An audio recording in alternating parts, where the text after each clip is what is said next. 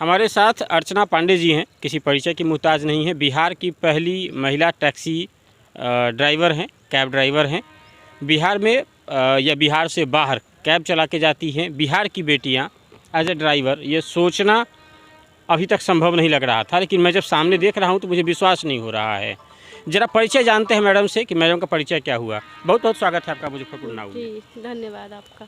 जरा अपने बारे में डिटेल जरा बताइए। मेरा नाम अर्चना पांडे है। हम अनीसाबाद पटना बिहार से हैं जी और 2 साल से गाड़ी चला रहे हैं। जी। हमने ग्रेजुएशन किया है। ग्रेजुएशन करके हम ये गाड़ी निकाले हैं और चला रहे हैं अभी। इससे पहले हम मसाला मतलब प्राइवेट जॉब करते थे पहले जी। उसके बाद फिर मसाला का बिजनेस स्टार्ट किए थे।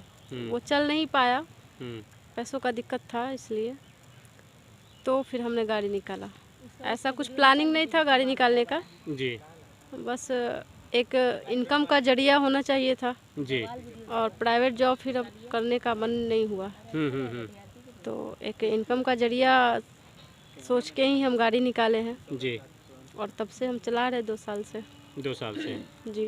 तो गाड़ी का EMI होगा, पेट्रोल का खर्चा होगा, बाकी अपना भी खर्चा होगा, सब काट के फैमिली परिवार गुजर बसर के लिए बच जाता है पैसा। हाँ, इसी गाड़ी से घर चलाते हैं हम जी। बच्चों को पढ़ाते हैं और बच्चों की परवरिश करते हैं। जी।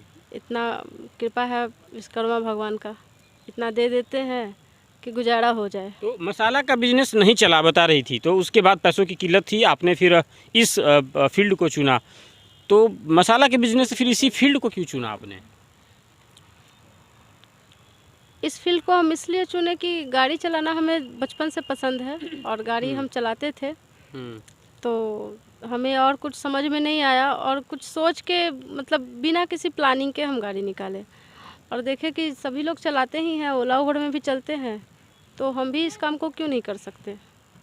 तो बस हम बिना किसी प्लानिंग के, बिना कुछ सोचे समझे, मतलब बस अचानक से हम। एक व्यक्तिगत सवाल है कि जब आपने स्टार्ट किया इस फील्ड को, समाज का विरोधाभास नहीं लगा कि पांडे जी की बेटी है, गाड़ी चलाएगी, ड्राइवर बनेगी? बताइए तो।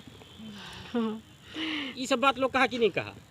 कहने वाले तो बहुत कुछ कहते रहते हैं जी। बहुत लोग अच्छा भी कहते हैं, बहुत लोग गलत भी कहते हैं, बहुत लोग ताना भी देते हैं, बहुत लोग प्रोत्साहित भी करते हैं। तो जो अच्छा कहते हैं, प्रोत्साहित करते हैं, उन्हें हम धन्यवाद कहते हैं, उनका धन्यवाद करते हैं हम। और जो गलत कहते हैं, ताना देते हैं, व्यंग करते हैं, उन लोगों को हम अनदेखा करते हैं। उनके बातों पर ध्यान देंगे तो हम अपना काम नहीं कर पाएंगे जी। और काम करने के लिए, कुछ करने के लिए, आगे बढ़ने के लिए ज़रूरी है कि बहुत लोगों को अनदेखा करना पड़ता है।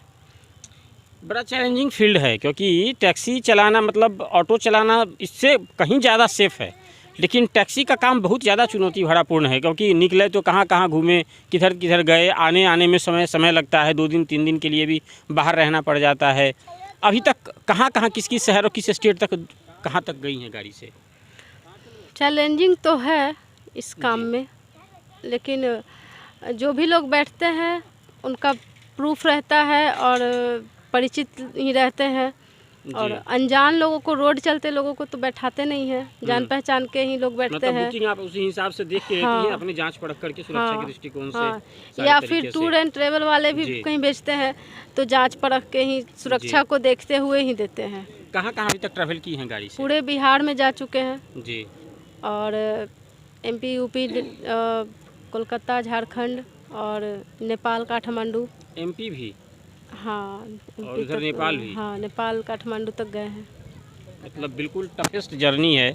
छोटी सी गाड़ी है और इसे पहाड़ी रास्तों पर एक महिला का फैमिली की जिम्मेदारियों के साथ जाना और फिर लेकर के सेफ आना, ये बिल्कुल एकदम मतलब टिपिकल टैक्सी ड्राइवर आपको कह सकते हैं। मतलब सिर्फ नाम की टैक्सी ड्राइवर आप इसका मतलब नहीं है, आप एकदम टिपिकल टैक्सी ड्राइवर की तरह आप अब बिहेव कर रही हैं, मतलब पेशेवर आप एकदम बिल्कुल। तो हाथ पूरा फ्री है, मतलब डर नहीं लगता कहीं? नहीं, डर तो नहीं लगता है, चला लेते हैं हर जगह। हाँ, और जो मेरा पैशन था उसी को हम प्रोफेशन बनाए, तो प्रोफेशनल की तरह ही चलाते हैं हम जी। और बिना डरेंगे तो रोड पे चलेंगे ही नहीं। फिर भी एक पुरुष की अपेक्षा महिला हैं आप, कुछ तो समस्याएं आती होंगी, कुछ तो चुनौतीपूर्ण सफ़र रहता होगा, तो कुछ अभी तक ऐसा कुछ समस्या ज़्यादा कुछ नहीं, बस वही बाहर के जो लोग होते हैं जो खुद कुछ कर नहीं पाते, वही दूसरों पर ताना मारते हैं, व्यंग करते हैं।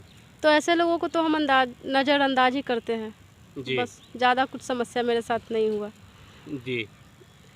तो ये है अर्चना जी की जो है वो ये गाड़ी है, और ये गाड़ी में देखिए मच्छर अगरबत्ती रखा हुआ है। बाकी और क्या क्या सब रखती हैं ज़रूरत का सामान सब अंदर? मच्छर अगरबत्ती तो वो दिखा, और आपके साइड है मतलब अपने लिए रखी हैं, और कुछ सामान रखती हैं क्या? वो क्या है कि मच्छर अगर एक भी घुस गया है गाड़ी में तो हमें लगता है, तो हम तो दूर जाती हैं तो उसके लिए कुछ खजूरी पिरिकिया ये भी बना के रख लेती है क्या? नमकीन तमकीन ना ऐसा कुछ नहीं है, गाड़ी लगाया और खाते रहो, ऐसा कुछ नहीं है। बस मच्छर हमें लगता है तो हम, क्योंकि मच्छर पैर में जाके ज़्यादा लगता है तो परेशानी ना हो जी, मच्छर ना लगे पैर में जी, इसलिए अगर घुस जाता है तो हम जला लेते हैं जी।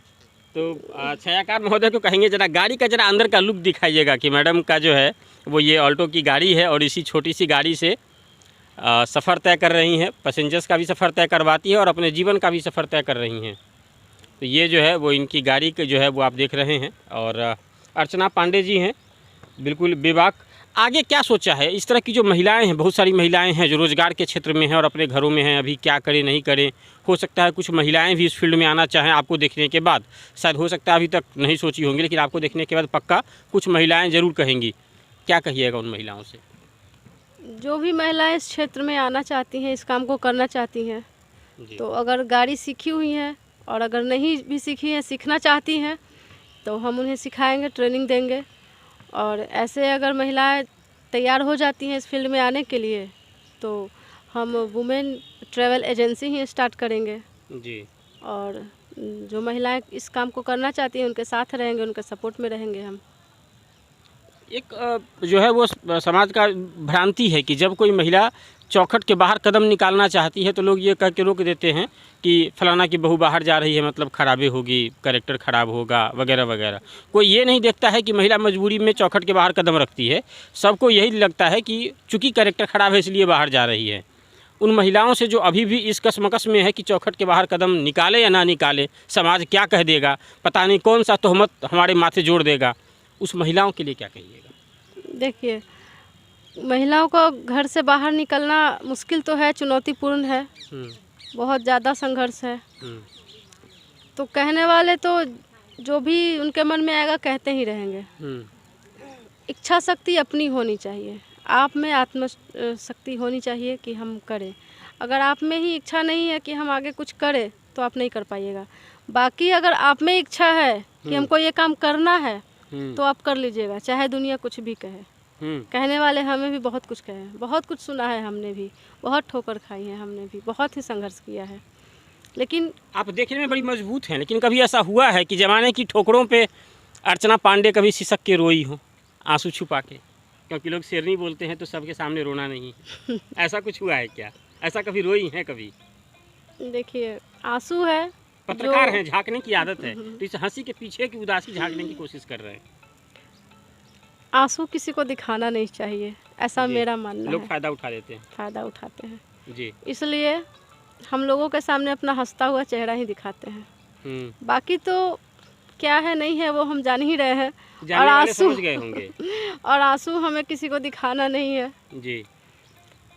भले ही शरीर से कमज़ोर औरतें होती हैं, हम भी हैं, लेकिन मन से बहुत मजबूत हैं। मन से कमज़ोर नहीं है, इसलिए अपने आंसुओं को अपने आँख में ही हम छुपा लेते हैं, उन्हें बाहर छलकने ही नहीं देते हैं कि लोग देखें। ऐसे तमाम लोग जिनको लगता था कि अर्चना पांडे कमज़ोर है, जब मौका पड़ेगा, समय का हथौड़ा पड़ेगा, टूट जाएगी, उनके लिए कोई एक जवाब? देखिए, हम किसी को कोई जवाब नहीं देते, जवाब भगवान देंगे, जवाब समय देगा। जो ऐसा मेरे लिए कहते हैं, सोचते हैं, हम तो बता ही चुके हैं कि हम अनदेखा करते हैं उन लोगों को। बाकी हम क्या जवाब देंगे? हम जवाब देने लायक नहीं है कि हम किसी को कोई जवाब दें। समय जवाब देगा, भगवान जवाब देंगे, हम नहीं। बड़ी कोशिश की हमने अर्चना पांडे जी के इस हंसी के पीछे, प्रयास किया है, लेकिन अर्चना पांडे जी बता नहीं रही हैं कि इस संघर्ष भरे दौर के पीछे का वो काली स्याह रात क्या थी, जब इस फैसले पर आके खड़ी हो गई। खैर, आप देख रहे हैं मुजफ्फरपुर नाव, और उन तमाम महिलाओं को हमारा नमन रहेगा जो घर के चौखट के बाहर कदम रखती हैं और पुरुषों को उंगली पकड़ करके धंधा करना सिखाती हैं। उन सारी महिलाओं को हमारा सादर नमस्कार। आप देख रहे हैं मुजफ्फरपुर नाव, मैं नीरज कुमार, धन्यवाद।